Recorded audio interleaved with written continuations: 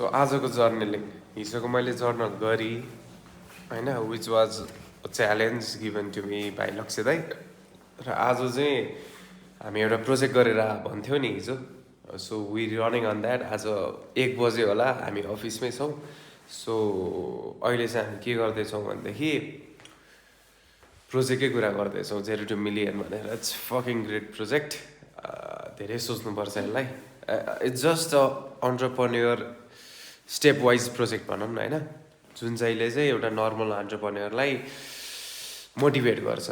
That's our thing and to provide you guys. र यसमा हामी अगाडि बढ्दै राख्दा आज के भयो भने मेरो जर्नलिङमा चाहिँ आज म बिहान उठेँ, त्यसपछि ब्रस गरेँ, दाइसँग कुरा गरेँ, अनि त्यसपछि आएँ अफिसमा 11 बजे सार्प। 11 बजे हाम्रो भेट्ने टाइम थियो। 11 बजे आयो, भेट सेट भयो र त्यसपछि हामी कुरा गर्न थाल्यौँ। 0 to million प्रोजेक्टको बारेमा अलिअलि कुरा गऱ्यौँ। त्यसपछि आज हाम्रो बेलुका प्रिमियर थियो। प्रिमियरमा त यस्तै मान्छे भेट्यो, मैले स्टोरी पनि हालेछु।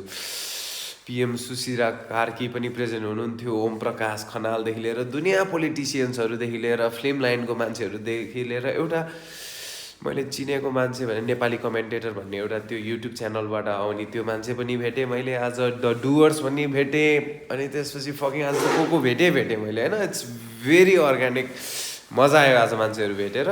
र त्यसपछि हामी यता आयौँ केम्याकको अफिसमा। सो अहिलेसम्म हामी चाहिँ कामै गर्दैछौँ भनौँ न। So we doing something great भनौँ होइन।